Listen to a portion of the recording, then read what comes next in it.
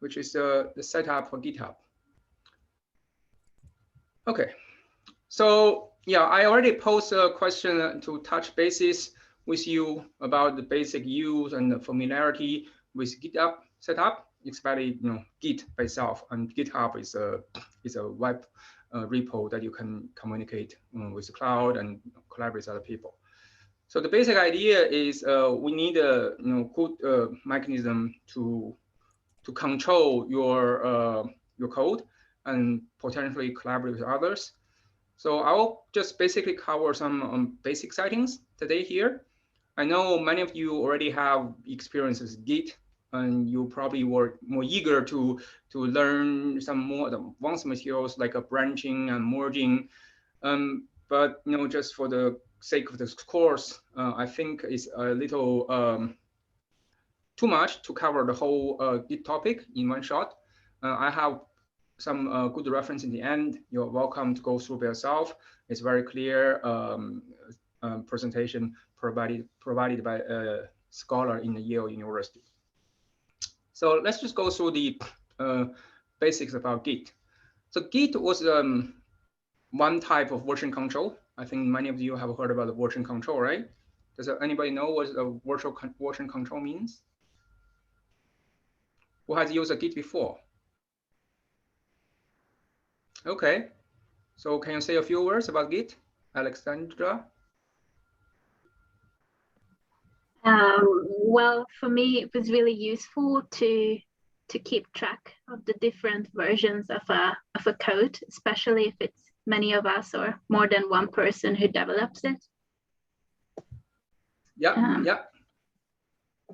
That sounds great. That's it? Okay, fine. Yeah, I just want to have something from you. Thank you so much for your input. Yeah, basically, Git was one type of version control. Version control means, especially in the field of software engineering, and you have a project, you develop code, and you keep making improvement. Along the course, you may have different versions. Let's say if you want to have a project, especially in a collaborative setting, you want to work with multiple people, and between them, you may have passed through between each other through emails about manuscript, code, or any kind of project-related material. It's easy to get lose control because you have a different versions floating around. You may comment, somebody else will wait, and so it's a little challenging situation if you don't have a Git. You have a version control mechanism. So Git was not the first version control developed, but it's very popular now. It was created by Linus Torvalds, which is the creator for Linux system by 2005. It belongs to the category of distributed version control, which means each individual copy, the folder you download, is a full repo of the entire repository. And each of these individual repository can be served as a backup. And that's the basic concept of distributed version control.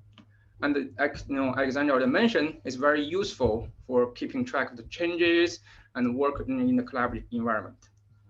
So if you look at our IC data, which is the course material Giuseppe and I prepared, it's a folder. If you go into your machine, you don't have now, you'll have in a minute. If you go into your virtual machine, you can CD into this particular folder. And if you make a list, you can see this folder has a particular index here, .git. That means this folder itself is a Git repo. And Giuseppe and I, communicate with each other through the Git, and we upload the material to the Git cloud, and you can pull down into a local machine. So that's basically the logic for this Git setup. So it's really necessary for you to get familiar with it, at least for the basic level, to go through the course. So what do we do? By the first time, what you do is you just go to the Git clone to this repo. I think Giuseppe, do they have the Git clone done already in the VirtualBox setup? Yes, most of them, because it was already in the script. So if you run the script, the one that was 00 with a long name. That one was already including, and anyway, if you do ls directly in your terminal, then you will get it. Rather, for the people like Alex or somebody else that didn't have, they will soon get it from the Git clone. Okay, thanks, Giuseppe. So this is, I mentioned here clearly, it's only for the first time. If you have not done Git clone, you can do this, but according to the design for Giuseppe, I think probably most of you already have the IC data under your home directory. So if you want to try, you just go to the home directory and do the ls. You should see a folder called IC data, and you can cd into this folder. And this is basically the Git repo I talk about. And if you have this folder, you can just do the ls-a to see there's a Git symbol here, which record the Git history. So this is only first time. Just keep in mind, you don't do it routinely. This is only first time you clone the whole Git repo. This is what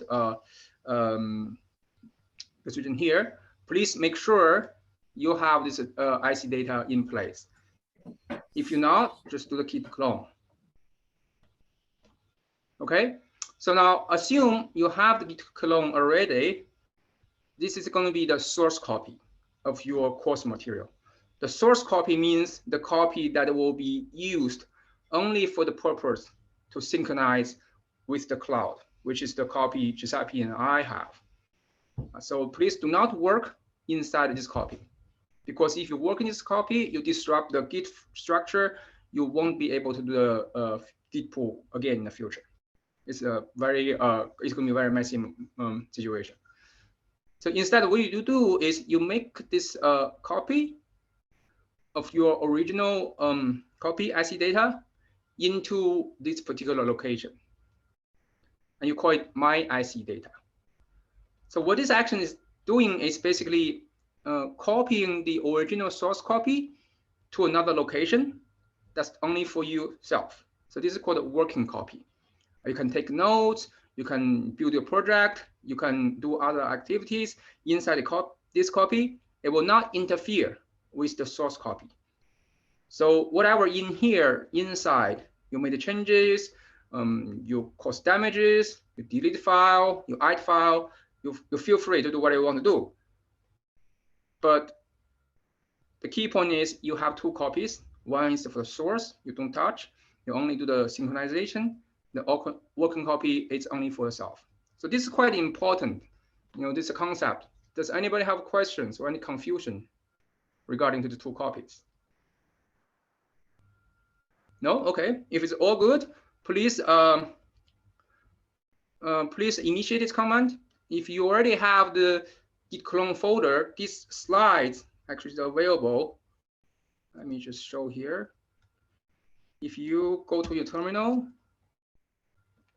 just a second to show up. Let me just increase the font a little bit. So you do ls, you see, oh, let's go back. So if you go to cd, let's go back to the home directory.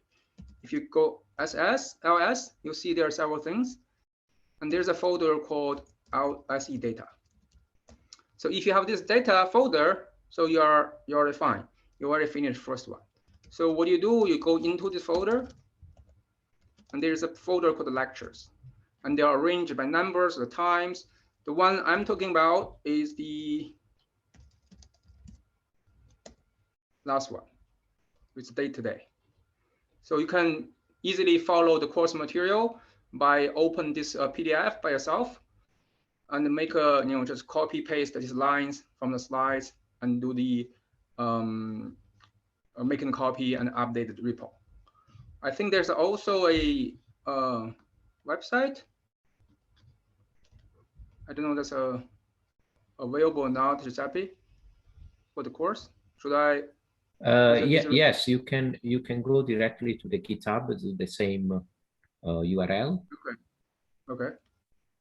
And is available to see, let's say. It's not available to push, but is available to see. Yeah. So yeah, if you go, yeah. So this is a repo. Yeah, take out the C data. Yeah, so that one, yeah. Yeah, if I take out IC data, it's going to be the root one. You have a lot of special ecology material. So click on repository. This one? This one. Yeah, click on the repository on the top. Yeah. Yeah. And then, yes, and then that one is the doc, and then the data. Yeah, SE data. Yeah. So let's open the doc. Doc is the web. Yeah, there's a MD file, right? This is our web. Yeah. But you don't have a MD file here? Okay. No, this is never our. mind. So basically, SE data is the data the repo you downloaded. So when you do the in the future, you always communicate your local source copy with the one on the website. All right. So for now, we just now proceed with the slides. You can copy, make a copy of your folder into this location. Okay. If there's no further questions, we'll go on to the next one. So you see here, this is going to be your routine practice after first time. So today is your first time. So once you're done this part, you don't do anymore. So once you complete this one, this is your routine practice. When you start a class, you do these actions. So you CD into the IC data. I'm doing here right with you. So see, I'm already in here. Okay, CD IC data. You do git pull. Git pull is a git command to synchronize with the server or the cloud version. For me, I already pulled before the class, so it's already updated. But if you're not, let's say there's more material have been put into this folder, let's say next class, you will see there's some message coming up here to tell you there's some more files added into the repo. Okay, so this is the first step. As you see, this step only allows you to synchronize your source folder with the cloud. That's it. Then you have to do the second step of synchronization, which is to synchronize your local folder with your working folder. Because this IC data is where you keep putting new materials in. But your local copy, which you just made here, doesn't see these new files. So in order to synchronize, you have to set up your own synchronization in your machine to synchronize the server copy with your working copy. So the way to do it is just use the rsync command and copy everything here, and just put in terminal. One thing to keep note here is this is not it's not a command. It's just for the type citing, because this line is too long. I cannot put everything together. So that means escape. So when you type in the terminal, you don't type this one. So what you do is you basically copy, paste, copy, paste. So that's what you do. Since I already synchronize everything before the class, so I don't do this. I'm just doing demo. That's the command you should use in the future class when you do the local synchronization. Key point, it's important to have two copies. One is a source copy, one is a working copy. Do not work in the source copy folder. Is this part clear to everyone? Okay, seem to be clear. I just have a small question. Yeah, please. I mean, this is really good. I understood the commands and so on. I just wanted to know, like, do you have any software where, like, we can just have a script so that we keep these commands for ourselves? Because I remember when I took this course some time ago, we used Gedit. And if I work on R, I use R script, and then I have my scripts. And I was just wondering, like, it could be nice so that I don't have to look back in the lecture. And I see that Gedit is not in this OSGeo version. So I don't know if there is any software you could advise so that, you can keep your little script to run these routines or.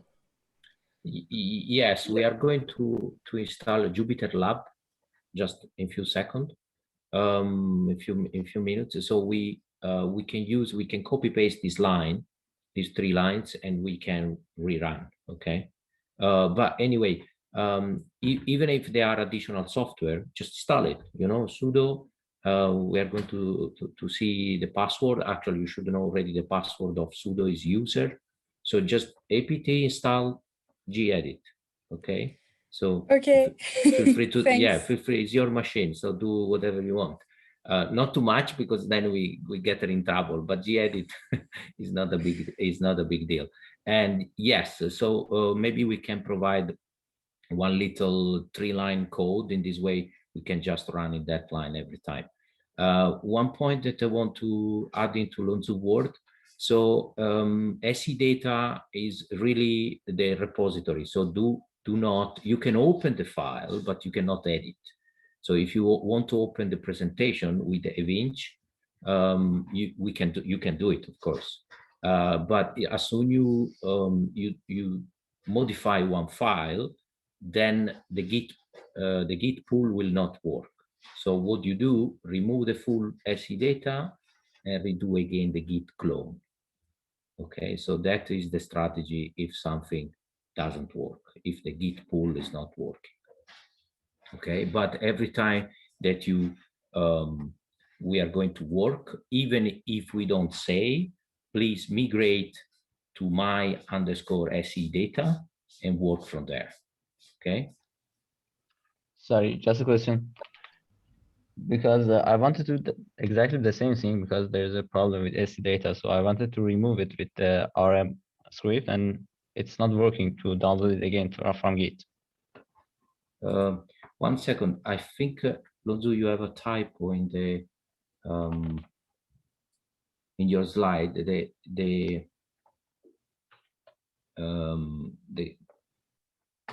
The first letter of shared, I think, is not capital letter, so be careful. Yes, it's LVM_shared, is with not capital letter. So Longzhu will update. So be careful. Yeah, that one is not capital. So if you're trying to enter in the folder /media/sflvm, and then smaller letter, shared, and then so on. Okay. Sorry, Farad, can you repeat? Yeah, I just wanted to remove the SE data file folder. Yeah. And then download it from Git again. Okay, perfect. So Longzhu, you can go back. You can continue. It's coming soon. So you can continue your presentation, and you can show the people these 3 commands in the web page that we updated yesterday. Yeah, and in particular, this is the command that Longzhu is showing, rm rf. Yeah, got it. Thank you. Yeah, yeah, because that one, for the OSGeo, they have a protection. Every time that you remove a file or folder, you have to press yes. Okay, just a protection. So to avoid this protection, you just put the F symbol in front and you force the removing. Rather, the R is for the full directory. So if you do like this, then enter, then you can do again the Git clone. Okay. Okay. But also with this command, is like the permission is denied. No, should be. Longzhu, do you want to try? Is it, you are in mute, Longzhu.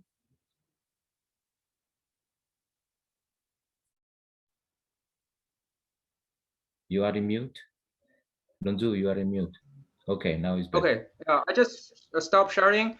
If some Farid has problem, you can share the screen with us. We can see what's the issue here. I shouldn't have the permission issue. Yeah, but with the sudo it's working. So yeah. Okay, with the sudo is working. Yeah, probably because it's an important folder. Yeah. So yeah, no problem. Yeah. Oh, actually, okay. Yeah. I don't think you should use sudo to do this all the time. Anyway, you can look into that later. It should be on your home Yeah, directory. because probably, yeah, get why it was in the script, and the full script for the update is with the sudo. So maybe just remove, for everybody is good if we remove the folder and you do it again, the few lines for download it. So in particular, if you go to, okay, so if you go to the web page, okay, continue the lecture and we'll arrive to this point.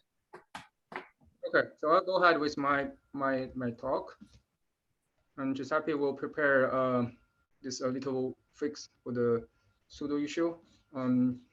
So this is my slides. I stop here. So far, I just covered basic material that is enough for you to work together with the with this course. Download a Git and make a local copy. That's sufficient for you to go along with the course. But because the Git is a such rich environment and it's very useful, and we think it's going to be beneficial to explain a little bit the extended functionality for Git, and that's probably going to bring more benefit for your career development and also for the purpose of collaborations.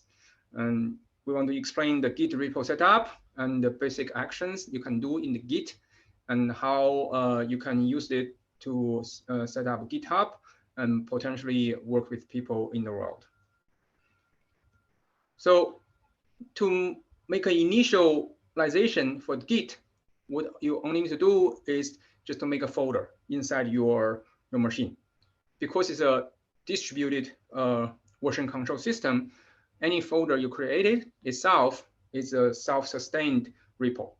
It's a very simple practice. You use the command make dir. That means you create a folder and you go into this folder. That's going to be your repo. And you can make a name by yourself. I said my project, but in your case, you can call whatever you like. There are two things you need to do in the initial setting using the git command. Git is a one key command for you to interact with the Git environment. So the command normally comes in the format of Git with some keywords you can put. For example, this one will give you a configuration for a name. The next one going to be your email. So once you finish the one, normally they will ask you a password or something. It depends on how you set it up, but it's the initial settings. Once you complete the initial configuration, you can say to initialize the Git repo. And this action will produce a file called .git, as you already seen in the IC data. And by this point, you have already created a Git repo in your local machine. Once you have the repo, what you want to do is you probably want to add files into the repo.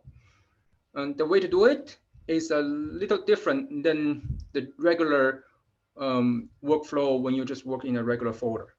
Here, whatever you do in the Git repo, you have to inform the Git repo of your actions so that Git can keep track of your history and status. So for example, I use the touch command inside Git repo to create a file. This command just create an empty file under Linux. It doesn't have any information in it. Then once this file is created, you check the status. Git will tell you, okay, I know there's a file here, but it's not tracked by Git. And actually it tells you what you need to do. You should use git add to inform Git, this is part of the file you want to register in the Git repo. The way to do it is just using the command git add, which is your file name.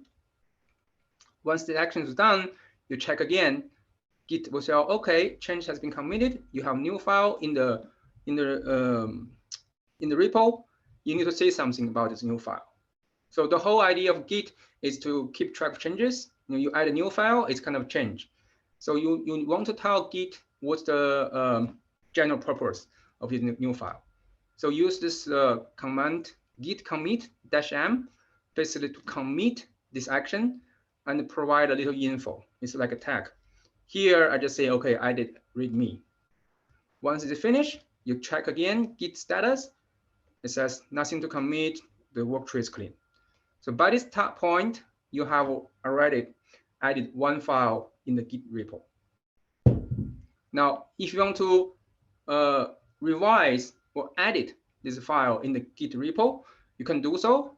Let's mentioned a moment ago, you can open your favorite text editor, or like gedit, or Jupyter Lab, or Emacs, or VM, many other options you have. So I just made it simple. I just said echo -e this command to readme. So what it does is it basically output this particular string, which I highlighted here, into this file. And this greater sign means redirection. It redirects this string to the output. If not, if I don't give this greater sign, this is going to be an output on the terminal. So basically now this README file has only one line, which is this one. Then you check status again. Git detect some changes in the file repo. Something happened, has been modified. You need to add this file again and commit again. So here I said commit and I modify this README. Then you check the status. It says clean, and everything is complete. Now, if you want to remove a file inside the Git repo, instead of using the common command in Bash, which is move or remove, you just add Git in front of it. Once you have Git in before this common Bash command, this action will be registered in the Git repo history. And it's good for the Git to keep track of things. Just remember, once you finish this action, you need to commit and routine as before, so that Git will clean his history and keep track of the actions you have done so far. So once you have your local folder, the next thing you can do is you can push your local folder into a GitHub account. So currently there are several options quite popular available. Of course, GitHub is well known. There's also GitLab, which I use more often than GitHub. And there's also Bitbucket. They have their own features. You can look up their website for particular details. And now I just gave you an example to create an account on GitHub and how to link this one to the your local repo to your GitHub account. So GitHub account is basically like here. This is a GitHub repo. So I am here in this is me. If you go to my thing here, there's several. Okay. So you go to the repository. Got it. So I created a project a few time ago just for demonstration purpose. So we can do again here. It's going to say I create a new project. Project name, let's say Geo Compute and ML. You can say something here, but for us, I just don't bother because it's a demo. You can do some demonstration. One key thing here is the visibility. So if you want to say private, that means only people you grant accessibility, you can visit your repo. If you make it public, that means whoever have the Git URL can visit. That normally many GitHub practitioners do on the website. You can download their repo. Sometimes they have softwares, sometimes something interesting, and just clone by itself. Normally this is public. So let's just make a public project. Then you say create. Okay, so this project has been created. If you go here, so this is the correct project name. Now, once you have this, you just push, you go to here into your local folder, tell your local to add this remote, which is the path, the URL to your project, which in my case is going to be this particular one, GeoCompute.ml. You just put in here. Then you say push original master. So this is the first time your local folder will be updated and uploaded to the GitHub. To synchronize a GitHub, basically two actions. You can do git pull, where I've seen this before. That's what you normally do in your local machine IC data to put down the new material from the Git repo that Giuseppe and I've been maintaining. Or you can do Git push in case, if you have own repo, you want to add more materials that from your local machine to the Git cloud, GitHub web server, you do the Git push. Normally, if you do the Git push, there's a password requirement. You need to go through the procedure to set up properly. This is just overall high-level description about how to set up Git. I think we are, both Giuseppe and me think it is very useful, and that's actually how Giuseppe and me are working because we are across the continents. And Git is a really good mechanism for us to synchronize, communicate, and collaborate. For those who have more interest to go into the deeper materials for Git, you can click on this link, this URL you can see here, where it's showing. It's from the Research Computing Yale University. There's a scholar over there gave about 1 hour talk, maybe 2 hours actually, specifically on the details on setting up Git, including more advanced materials like merging, branching, and that were interest. And in the last, I think in the Slack channel, I mentioned somebody talk about SVN subversion. I just want to highlight a little difference between these two version control. Actually, I started with subversion, which is actually subversion came out earlier before the Git. I think it's about 2000. And subversion is a version control mechanism, but it's not distributed. It's so-called centralized version control. The idea of centralized is basically the server and client model. You have a server which holds everything. Your client is go over and talk to it and take whatever you need, maybe just a small piece, but not the entire copy. So that's the major difference between Git and SVN. So Git is a distributed version control. There's no single central version of the code. Every working copy is the full repo. Why many people are in favor of Git? Because it's a very fast commit. Because the only thing, after the first time, after Git clone, every time later, what you do is do a comparison of difference between your copy and the peer's copy. It's a very fast commit, and each copy can be used as a backup because they are identical clone of the original copy which was created. And also support the private work. For example, you just create your own Git in your local machine. You don't set up the GitHub. It's okay. It's fully functional. You can use your local machine to keep tracking this Git changes inside your machine. If you feel you're not ready or some other reasons you don't want to put in the public domain, that's totally fine. You can just maintain this Git in your local machine. You don't have to go with GitHub. Of course, this kind of little gray zone now. Normally, initially, private work is a feature for distributed version control, but now I think SVN also allows that. You can also do the private work in SVN. Of course, there are a lot of more in-depth comparison between Git and the SVN, and they're about the speed, branching, scalability, and many other things. You have interest, you can go further into some references here. So yeah, that's more or less about what I would like to talk about to you today. Should there any questions at this moment? I'm happy to entertain with some answers. If not, I'll turn it over back to Giuseppe. I have a small question. Yep. I have a GitHub account and I saw that there's, you can either create a project or a repository. What's the difference between that and how does a git push command differ, for example? Git, Giuseppe can jump in because he has a more fledged Git.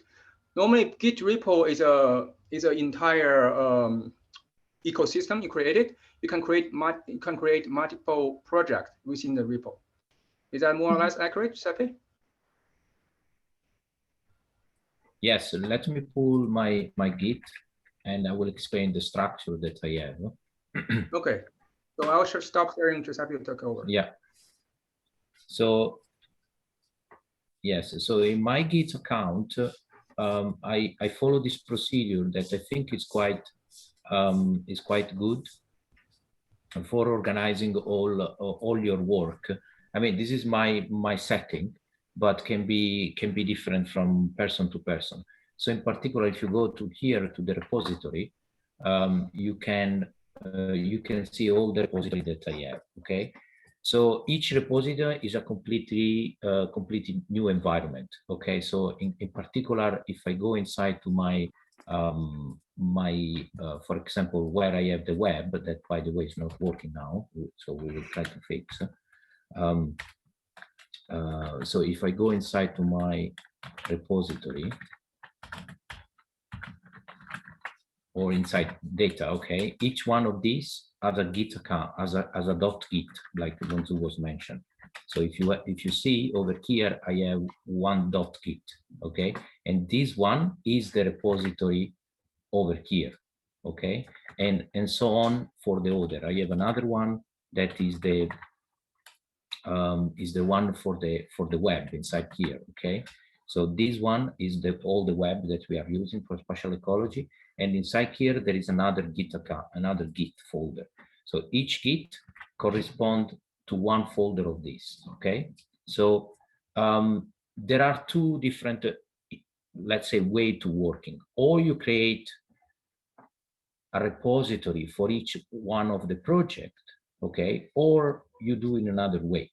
So in my case, I do a combination between the two. So, you know, the web that we have and the SE data for the course that we are doing is a completely two independent project. So they will not be merged or do some other data transfer and so on. So I keep it separate. But for example, my working directory, my working repository, okay, is this one Yale repository, okay. So in the Yale repository, I have a sharing folder, okay. I have a sharing folder, sorry, I have a bunch of folders that each of the folder corresponded to one project, okay. So what is happening that if you click inside to this one, you see all the scripting procedure that I do. So I have one folder for one project, and when I call as a project, I can call as a project the name of for example, the name of the data set that I'm working on, or so for example, like a Chelsea climate data or the Flow 1K climate data, or these there can be also a full project with all the script. And usually what I do it inside to each single folder, I always name the script in a cascade mode, in according to how they run in the cluster. So script number 1, and I give a little explanation what it's doing. Script number 2, extract. In this way, so for example, if I go in a folder that there are many, like this one, merit hydro, so you can see, okay, this one not really, but merit, yes, okay, this one should be. So you can see all the script that have been running in a sequence order, 3, 4, and I know that this one, the 4 is coming before the 5, and so if there are something that are similar or they just changing for a little details, I just put another description over here. So what is happening that if I enter in the cluster, so let's see if I can enter fast in the cluster without, should be possible. No, because I'm not in VPN. Anyway, so if I enter in the cluster, I can enter directly in this folder and I can see all the folders. So over here, I have only the script. Then in another folder, I have the same folder name, Chelsea, but over there, I will keep it only the data. Actually, if you click over here and we enter in one of the script, for example, this one, you can see that this is going to be my my Chelsea folder for the script, but this one is going to be my folder for the data. So, and I keep it constant the first folder name as a capital letter, okay, uppercase letter. In this way, I know that all the script for Chelsea are here and all the data set for Chelsea are here, okay? So what is happening that when you push, you can push the full folder at this level, you know? You can push the all the folder at this level. So if I push all the folder, I call it a general push. Rather, if, for example, I work in a specific folder and I want to do a push in that folder, I do it adding Chelsea script to an overall push, okay? So in this way, I can have it. I see this one a quite very well organized structure, because if not, you have to create many repository and then you have too many Git and so on. So especially for the project that they work in combination, like in this case, you have many, you have many data set, each one for each scripting procedure is very well organized and allow you to have everything under control. Okay, Marianne, it's more or less clear? No, who was making a question? Marianne, yes. No, I think it was Alex, but it was very interesting. Okay. Yeah, okay, so thank you. This is how I set. So I have to say the truth that I have a little bit problem with the web. I don't know, went down for a bit. So now I'm transferring again from Git was not working for the update. So let's have a break of 15 minutes. We come back to 15. Meantime, should be over the transfer and so on. Okay. We come back at